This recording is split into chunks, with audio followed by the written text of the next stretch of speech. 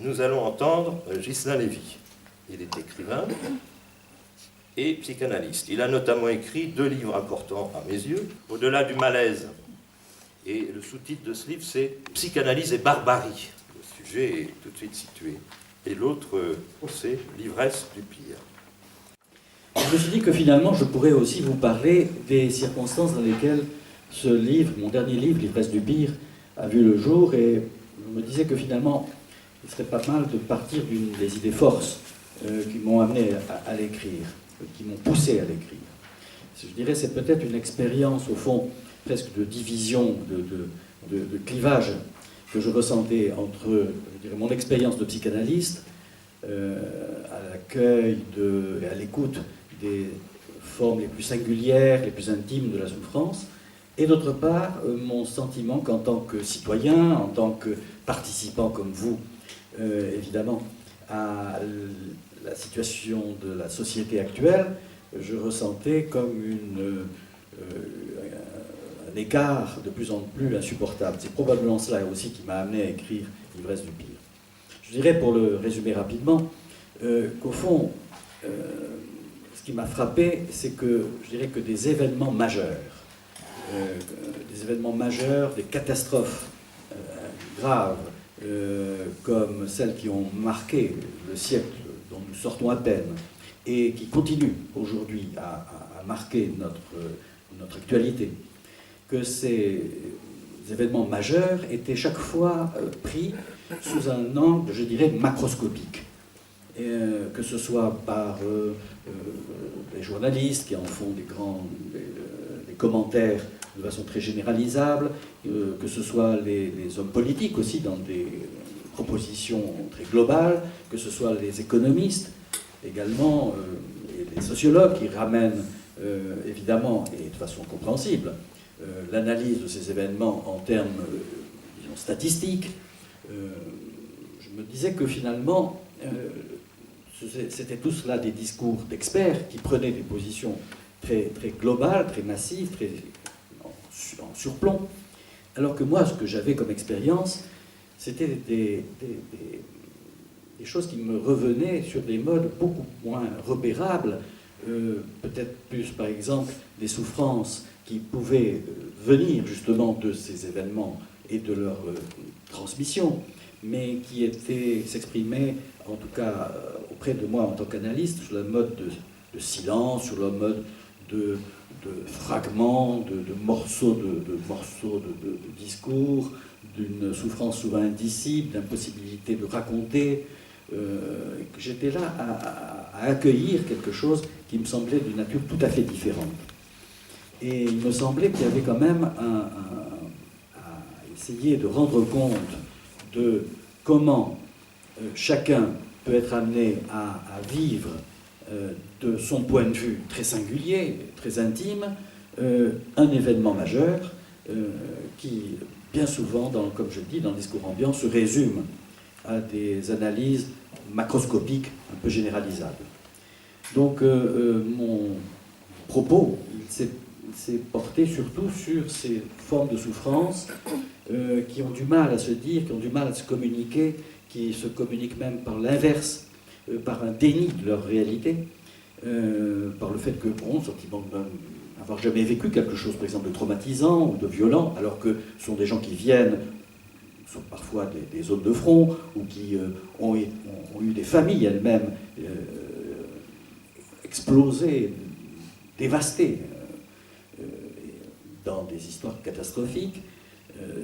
Et il m'a semblé qu'il était possible et important d'essayer de faire le pont entre cette expérience la plus singulière, la plus intime, et ce qu'il en était de la possibilité d'en dire de façon globale et généralisable quelque chose de ces catastrophes. Alors, en ce qui concerne donc la question, je parlais tout à l'heure de la question justement de la guerre, de la paix, donc de la guerre, si je peux dire, je me disais au fond que la psychanalyse partageait aussi avec d'autres formes appartenant à la culture, et c'est intéressant qu'on soit justement dans un lieu où il a été question d'exposer des toiles, enfin de la peinture. Je pensais que l'art, la littérature, nous sommes dans une médiathèque, et la peinture avaient été des formes, des tentatives de témoigner au titre le plus individuel, le plus singulier, le plus intime, de ce que pouvaient faire ou défaire ces catastrophes collectives. Je pense, par exemple, je ne sais pas si vous avez vu une exposition fort intéressante il n'y a pas très longtemps qui s'intitulait L'art en guerre, et qui rendait compte de l'expression artistique d'un certain nombre de peintres qui ont tenté de créer des cellules de résistance, on pourrait dire, pour venir replacer l'humain, disons, dans la mémoire de chacun et dans la mémoire collective, là où il a été expulsé. Je pense par exemple à... J'avais fait, dans cette exposition, j'avais été tout à fait bouleversé par la confrontation qu'on peut avoir avec des œuvres qui sont des formes de cris. Je pensais par exemple à ce que disait Picasso, quand il dit « même une casserole peut crier ». C'est-à-dire que l'objet le plus banal peut, repris par l'artiste, faire l'objet justement d'un cri d'alerte et d'appel. Donc il y a des formes d'expression picturale, des formes d'expression littéraire. Je pense à Imre Kertész, que vous avez certainement lu, des gens comme Primo Levi, un certain nombre d'écrivains qui ont tenté, par leur écriture justement, de donner un espace, disons, de survie, évidemment, à une situation dont ils étaient, en tant qu'humains et en tant que sujets, expulsés. Voilà. Donc, je crois que la psychanalyse partage avec ces expressions artistiques quelque chose du côté de la résistance, du côté de la nécessité de créer un espace individuel, un espace singulier, là où, précisément, je crois, notre société vient à expulser toute forme de singularité au profit d'effets de masse individualisée, je dirais. Masse individualisée, c'est-à-dire quand les individus ne sont plus que des parties de la masse, des parties agglutinées à la masse et sans lien. C'est ce que je décris dans mon livre à propos d'un certain nombre de jeunes que j'ai reçus et qui expriment dans leur souffrance aujourd'hui une difficulté à créer du lien, à avoir une impossibilité à faire du lien, avec le sentiment d'être tombé hors du monde, comme je le dis, et avec comme seule issue un certain nombre de technologies que vous rappelez tout à l'heure, et un certain nombre de technologies de la communication, par exemple, dont ils se montrent tout à fait addictifs, pour recréer du lien à tout prix, là où il n'y a plus de lien pour eux. Et même la notion de lien est remplacée par la notion par toutes ces tentatives de faire du pseudo-lien, on pourrait dire, du joint par exemple. Donc j'ai voulu aussi rendre compte de ces souffrances qu'en tant que psychanalyste je suis amené à accueillir, qui témoignent aussi de quelque chose d'indicible dans notre société, et qui me paraît rejoindre complètement l'indicible même dont je parlais tout à l'heure concernant les catastrophes non transmissibles aujourd'hui et qui continuent justement à être en œuvre. Donc je crois que ça c'est le plus important que je voudrais essayer de dire actuellement, c'est bien qu'un certain nombre d'événements dont nous pensons qu'ils sont terminés, parce qu'historiquement ils n'ont plus dans notre contemporanéité, continuent à œuvrer en sous-main, continuent à œuvrer de façon silencieuse et à être actifs. Bon, tu parlais tout à l'heure de Hiroshima, je crois que Hiroshima, nous y sommes encore dans Hiroshima. Hiroshima n'est pas terminé, hein, parce que l'événement lui-même est terminé. Il continue d'avoir lieu dans une impossibilité à en dire quelque chose, à en faire un récit quelconque, à en faire une instance d'ailleurs juridique également, puisqu'aucun tribunal jusqu'à présent n'a pu juger ce que ça peut représenter que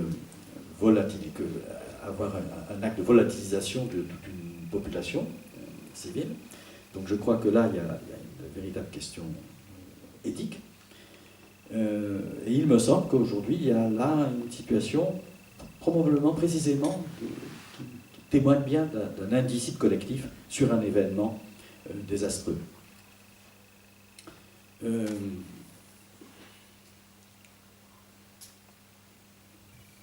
Pour illustrer d'autres événements que nous vivons dans notre actualité, je pensais à Fukushima par exemple. Fukushima est l'exemple même d'un événement majeur sur lequel qui s'est passé comme si rien ne s'était passé. Je veux dire que la catastrophe, comme dit, je crois que Walter Benjamin disait que finalement la catastrophe, ce n'est pas l'événement lui-même, mais c'est le fait qu'il n'y en ait aucune conséquence, que rien ne soit tiré comme conséquence de l'événement.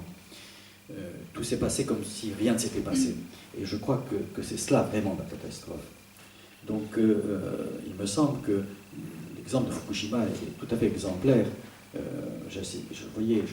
m'en parlais récemment, je voyais par exemple un documentaire à la télévision sur Tokyo actuellement, et des personnes qui achetaient par exemple du poisson qui était le moins cher possible. Tout le monde savait que ça venait des zones irradiées, et donc on a dit mais vous pouvez continuer à acheter ce poisson. Et les gens répondaient mais moi j'achète le poisson le moins cher. Donc dans une espèce de déni complet de ce qui est en train de se passer.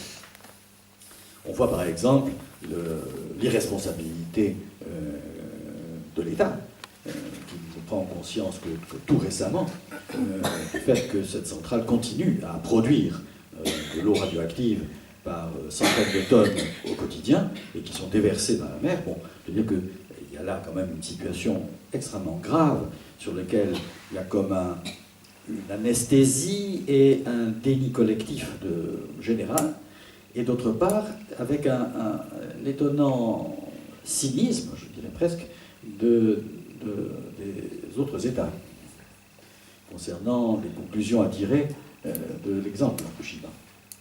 Donc je crois que là, on a un exemple dans l'actualité même, du fait que voilà une situation qui concerne, je dirais, l'écosystème général, et qui n'est absolument pas pris en compte, ni par les uns ni par les autres. Je crois que ça n'est pas indifférent du point de vue d'un sentiment de malaise ressenti par chacun, que cette situation où rien n'est tiré d'un événement aussi grave. Je pense que ça a des effets aussi sur la vie psychique de chacun. C'est ça que je veux dire. Je veux dire qu'il n'est pas indifférent qu'une telle situation soit collectivement déniée, maintenue, désavouée. Il n'est pas indifférent que cette situation-là soit traitée de cette façon pour les psychés individuels. C'est ça que je soutiens actuellement. Il me semble quand même que la destructivité qui a lieu dans la réalité du monde a évidemment des effets dans la psyché individuelle. Même si, évidemment, les choses ne sont pas aussi radicalement en solution de continuité, mais il me semble que c'est très important de prendre en compte les effets que ça peut avoir et de ne pas partager le déni collectif. Je pense la même chose pour Tchernobyl aussi, hein, de la même façon. À propos justement de la question de la paix et donc de la guerre, moi je dirais une chose, c'est que finalement, et c'est cela qui est tout à fait vertigineux, on pourrait dire que la paix, c'est l'une des choses les moins évidentes qui soit. Que la guerre, c'est la chose la plus évidente qui soit. Il y a un échange de lettres que vous connaissez peut-être entre Freud et Albert Einstein en 1932, organisé par la Société des Nations, c'est-à-dire l'ancêtre de l'ONU, qui avait, elle, demandé à un certain nombre d'intellectuels d'échanger une correspondance à propos des grands sujets de société. Et on leur avait proposé comme thème « droit et puissance ». Donc Einstein avait écrit une lettre à Freud en demandant, dans cette correspondance, que faire pour éviter les conflits entre États, enfin, puisqu'on sortait, comme je disais, on sortait de la guerre, une guerre qui avait saigné et l'Europe et le monde, enfin bon, et pressentait évidemment l'entrée dans quelque chose de tout à fait catastrophique. Donc la lettre d'Einstein concerne comment faire pour tenter d'éviter un conflit interétatique qu'on est en train de prévoir d'une certaine façon. Hein. Et ce qui est très intéressant, c'est que la réponse de Freud, elle est en décalage complet. Il lui dit, il ne s'agit pas de parler de droit et puissance, il s'agit d'abord peut-être de parler de droit et violence. Un terme beaucoup plus cru, dit-il, que le terme de puissance. Et ma question, la question qu'il propose et qui va rester finalement, ça n'est pas droit et puissance, c'est pourquoi la guerre, Warum Krieg. C'est la question que pose Freud, pourquoi la guerre et non pas comment l'éviter. Et je crois que là, précisément, ça répond un peu à ce que j'ai voulu dire au début, c'est-à-dire que le psychanalyste n'est pas en position d'expert. Il ne peut pas répondre du comment faire pour, là c'est la question des politiques, on va dire, mais plutôt la question du pourquoi. Pourquoi la guerre? Et là, il y a quand même quelque chose de très, là encore, de très vertigineux dans la pointe extrême que Freud va venir atteindre, c'est de dire finalement, mais la guerre, c'est l'expression des pulsions en chacun de nous, des pulsions de destruction qui sont inhérentes à l'être humain. Et c'est pourquoi je dis que la guerre, ça, c'est toujours quelque chose d'évident. C'est la paix qui, elle, ne l'est pas, qui est à construire, qui est un effort. Il y a quelque chose en chacun de nous qui relève de la destructivité, de la destruction, de la haine, une haine de destruction, qui vise l'autre. Et cette cruauté, on pourrait dire primaire, d'une certaine façon, elle n'a pas de cause repérable. Elle est là, comme un impensable à l'origine. Que cette destructivité, elle se retourne aussi contre le sujet sous la forme d'une haine de soi. Et ces différents mouvements de destruction et d'autodestruction construisent le sujet humain. Ne le résument pas, mais le construisent. On dit même que finalement un sujet se construit d'abord sur la haine, sur le fait que l'objet est extérieur à moi, et donc il est l'objet de ma haine, puisqu'il n'obéit pas à ma toute-puissance. Donc un sujet se construit sur la haine, et cette haine nécessaire, elle va devenir une haine de l'autre, en tant qu'il est différent. On rejoint sur la question de la violence.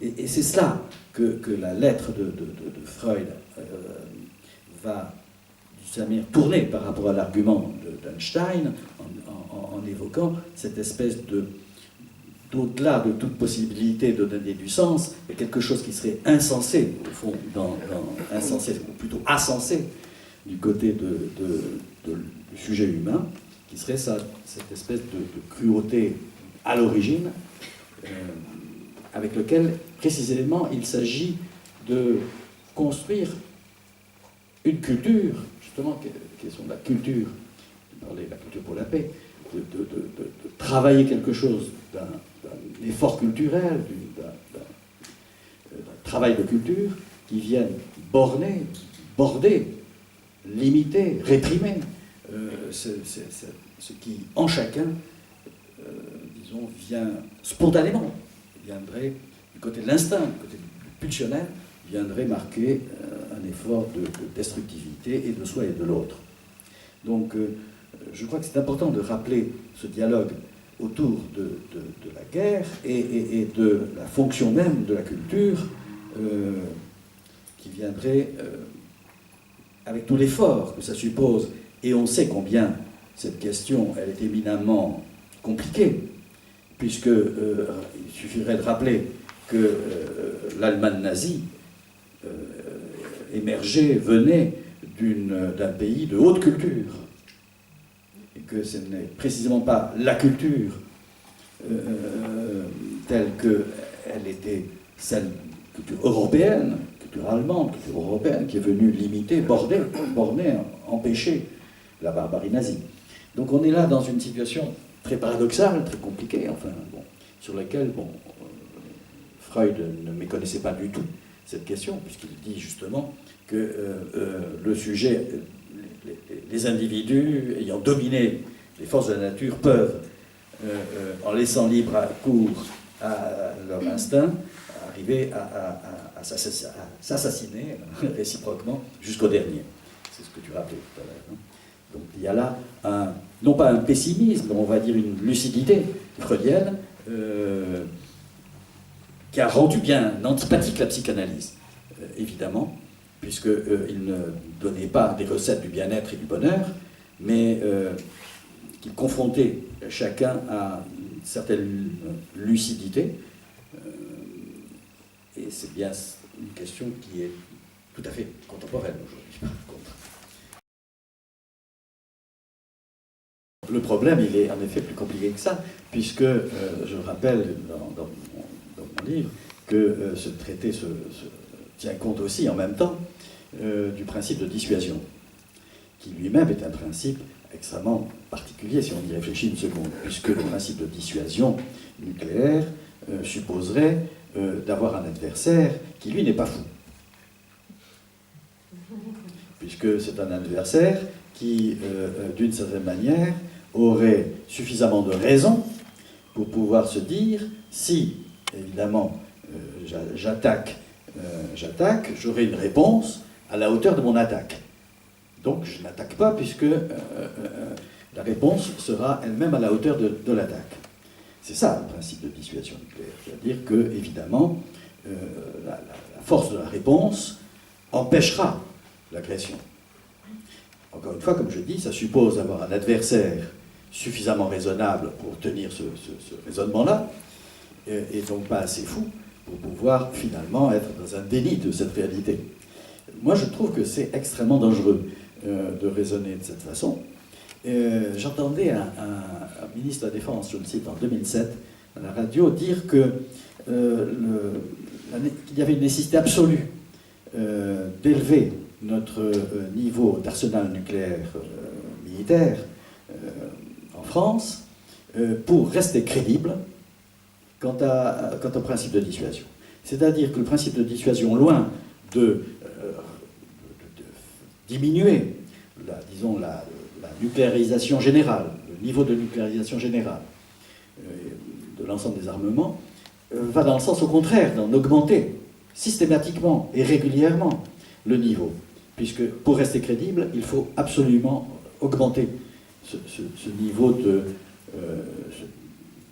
d'armement général.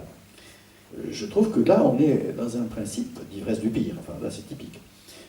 Ça justifie tout à fait le titre de l'ivresse du pire. Et les traités de non-prolifération s'avèrent complètement obsolètes par rapport à cette surenchère qui nous est d'ailleurs expliquée de façon tout à fait claire et apparemment légitime. En ce qui concerne la construction du sujet et la dimension de la haine nécessaire, ce que dit Freud, c'est que la haine est originaire. C'est ce que dit Freud. Il y a d'autres conceptions possibles. Je vous rappelais simplement cette dimension qui fait que la haine est originaire au sens où tout ce qui est non moi, tout ce qui n'est pas moi, je ne peux que le haïr, et le haïr, c'est déjà une façon de m'en séparer, c'est déjà une façon de le repérer, c'est déjà une façon de le construire. Bon, j'admets que le dire comme ça, c'est compliqué. Hein. Ça suppose d'accueillir à l'intérieur de soi une dimension qui est loin d'être évidente. Que l'amour soit second, qu'il vienne en quelque sorte construire, comme vous l'avez rappelé très justement, de façon absolument nécessaire, le sujet humain et le petit homme qui, en effet, ne se construit que sur du lien d'amour à l'objet maternel, n'écarte aucunement la dimension de haine dans le rapport à l'objet maternel. Et que, on le sait bien, que les enfants ont aussi, et tout petits, une destructivité. Il suffit d'être un peu à l'écoute même des tout bébés, qui ont des rages destructrices, qui sont capables de détruire le monde, du point de vue de leur imaginaire. Hein. Bon, donc, ce que vous dites n'est pas du tout, je crois, incompatible avec ce que je dis. Et en tout cas, je ne pense pas incompatible non plus avec ce qu'avance la théorie freudienne. Hein. Donc, c'est pour indiquer que le rapport d'amour de bébé à l'objet maternel est un rapport profondément ambivalent, chargé à la fois, comme vous le dites, de tendance d'amour et en même temps de destructivité. Mélanie Klein l'a montré de façon éloquente, enfin bon, je ne vais pas faire une démonstration ici. Mais je crois que c'est très important de ne pas nier, vous avez raison de dire que le petit se construit sur le lien d'amour, mais il se construit aussi sur le lien de haine. Ce que Freud appelait les guerres de conquête. Et il donnait, c'est vrai, une espèce de blanc-seing aux guerres de conquête par rapport à tout ce qui a pu être... Est-ce qu'on peut dire, par exemple, que la Première Guerre mondiale a été une guerre de conquête? On pourrait le dire comme ça. Que la Seconde Guerre mondiale a été une guerre de conquête, je ne sais pas si on pourrait le dire comme ça. Bien sûr qu'il y a des guerres de colonisation ont été des guerres de conquête, évidemment. Mais là encore, je crois que ça serait... je ne crois pas qu'on dise des choses contradictoires. Je pense que ce que vous dites, c'est l'enjeu, on va dire, manifeste, l'enjeu qui est avancé. Et ce que je dis moi en arrière-plan, c'est qu'il y a d'autres enjeux qui fonctionnent, qui sont des enjeux de destruction, de haine et d'abolition de l'autre. Je pense que dans les guerres coloniales, par exemple, l'autre a été instrumentalisé de façon avec une violence telle. Je pense qu'il faudrait qu'on parle aussi de la violence dans la société et du phénomène de violence. Jusqu'au point qu'il a été gravement nié. Ce qui ne veut pas dire pour autant que les intérêts économiques, etc., n'étaient pas en jeu. Mais les intérêts économiques en jeu ne valident en rien la destructivité et la négation de l'autre qui en même temps cheminent. Je pensais par exemple que la violence, puisqu'on parle beaucoup, on a parlé de société violente, de société non violente. Société non violente, est-ce que la société violente, on pourrait dire, c'est aussi, la violence, c'est aussi une forme de réduction de l'autre à un trait dans lequel on le résume de façon absolue. De façon absolue, je veux dire. Qu'on résume l'autre à un trait, que ce soit un trait physique, que ce soit un trait psychique, que ce soit un trait d'origine, et qu'il soit résumé à ce trait de façon absolue, précisément, et là, ce qui va venir le nier et d'une certaine manière en annuler l'existence. On parle beaucoup aujourd'hui des cultures et des cultures métissées, des cultures mélangées, de reconnaître l'altérité des cultures et des autres cultures. Je crois que c'est une question très très importante. Si les questions d'une société non violente, c'est une société qui ferait l'effort, puisque j'ai dit que s'arracher à la guerre et à la haine, c'était précisément un effort qui n'allait pas de soi du tout. Contrairement à ce que vous dites. Et que cet effort, il est aussi dans l'appréhension de l'altérité de l'autre, ou l'appréhension de l'altérité d'une culture par rapport à la sienne. Que cette appréhension des différentes cultures, moi je crois que c'est très important à prendre en compte au sens de partager ensemble quelque chose de commun à toutes les cultures, qui serait le fait que toute culture échappe à une tentative d'objectivation, que toute culture n'est pas objectivable entièrement. Toute culture a une dimension, on pourrait dire, énigmatique, obscure, irréductible, et que c'est cela qu'il s'agit de partager ensemble. Et c'est pourquoi je disais que l'autre, si on le réduit à un trait auquel on l'identifie absolument, on en réduit l'épaisseur obscure, énigmatique, qui fait que chaque sujet humain est caractérisé par son intimité énigmatique, qui nous échappe.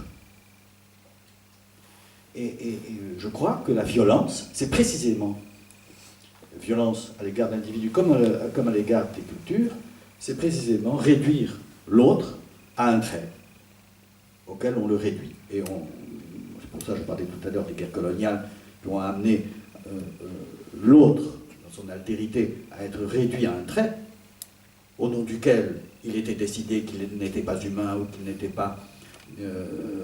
n'avait pas droit à l'existence, etc.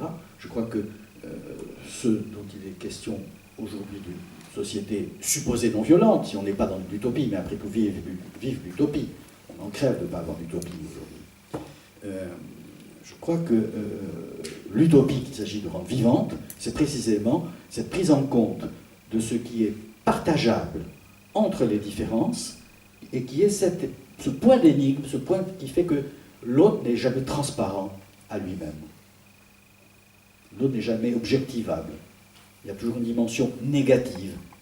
Je veux dire par là négative, prenez-le dans le sens de ce qui est obscur, de ce qui est énigmatique, de ce qui ne se réduit pas à tout savoir sur l'autre, ou à tout savoir sur sa culture. C'est ça qui est éminemment partageable.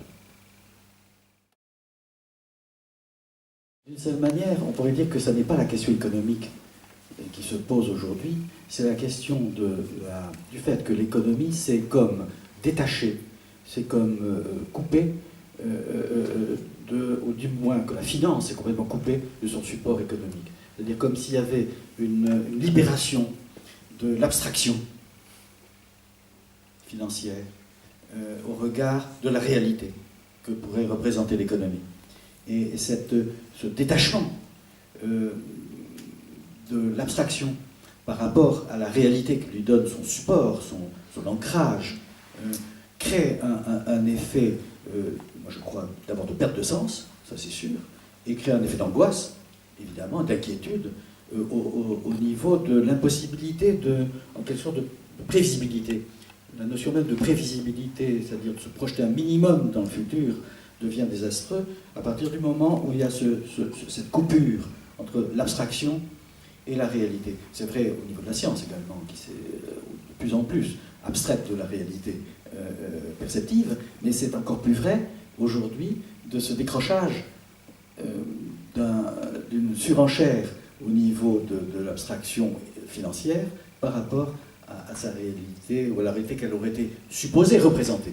Alors, c'est bien la question de la représentativité, c'est-à-dire que plus rien ne représente rien. Puisque précisément, l'abstraction financière ne représente plus la réalité économique qu'elle devrait représenter. Et je crois que ce décrochage dans la représentation et dans la représentativité crée une inquiétude et précisément peut-être des replis dans des positions identitaires. Je parlais de positions d'identification à des traits qui viendraient résumer comme cela une forme de reprise d'un lien minimum de sens, hein, qui se fait au prix, en effet, de la désignation de l'autre non pas comme alter ego, mais comme, justement, comme l'autre porteur de la différence à expulser. Donc je crois que vous avez raison de rappeler cette question, mais en la raccrochant quand même à ce décrochage, si je peux le dire, de la réalité financière par rapport à la réalité économique, ce qui est un phénomène en effet global. Ce que je viens de rappeler de Freud nous paraît si insupportable à penser, si difficile à penser, c'est précisément pour cette raison qu'il nous ramène à cette base, quand il dit l'objet, le haï, l'extérieur, c'est d'abord la même chose. Ça c'est une phrase de Freud. L'objet, l'extérieur, le haï. Donc, c'est là où il y a, c'est exactement ce que vous dites, c'est-à-dire que le risque d'une régression à ce point originaire, on pourrait dire, est toujours menaçant. Et que l'effort de la culture, je dis bien l'effort, ne va jamais de soi. Donc nous construisons contre cela. Nous construisons de la culture contre cela, contre cette originaire de cruauté, si on peut dire. Donc ce qui a été dit tout à l'heure va tout à fait dans le même sens, c'est-à-dire qu'il existe des conditions collectives qui viennent raviver le pulsionnel négatif, enfin tout ce qu'on appelle la pulsionnalité négative, cette pulsionnalité destructrice et autodestructrice, qui vient le raviver sous certaines conditions. Et précisément qui viennent raviver aussi la haine de soi, sous certaines conditions. Et je pense en effet que vous rappeliez l'exemple des enfants soldats que nous recevons dans un certain nombre de centres à Paris. Il nous arrive de recevoir des enfants soldats qui viennent ramener dans des conditions difficiles et avec des traducteurs, et nous les recevons et ce sont des jeunes qui sont souvent sans parole possible, c'est-à-dire n'ont même pas la parole, ils sont dans des silences ou dans des raptus violents.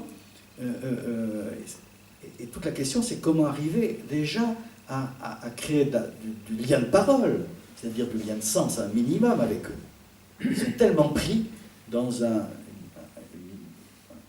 instrumentalisation qui les a complètement transformés en armes humaines.